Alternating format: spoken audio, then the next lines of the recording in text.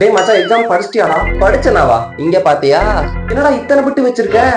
Sir mark பண்ணி கொடுத்த important question அத்தனைக்கு பிட்டு எழுதிட்டு வந்துட்டேன். இந்த டைம் நான் தான் கிளாஸ் ஃபர்ஸ்ட் பாரு.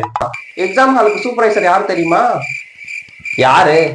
காளியப்பன் சாரு. நீ மட்டும் பிட்டு வச்சிருக்கிறத கண்டுபிடிச்சாருன்னா எக்ஸாம் ஹாலுக்குள்ள வச்சு அடி பிரிச்சிருவாரு. அது மட்டும் இல்லாம பிரின்சிபல் ரூம் கூட்டிட்டு போய் நிக்க வச்சு பேரண்ட்ஸ் வர சொல்லி ஒரே அவமானப்படுத்திடுவாருன்னு நினைக்கிறேன். என்னடா இப்படி எல்லாம் பயப்படுத்துற? இப்ப என்னடா பண்றது? அப்படிலாம் அசிங்கப்பட வேணாம்னு நினைச்சேன்னா பிட்டப்பெல்லாம் தூக்கி போட்டுரு. அப்ப சரிடா.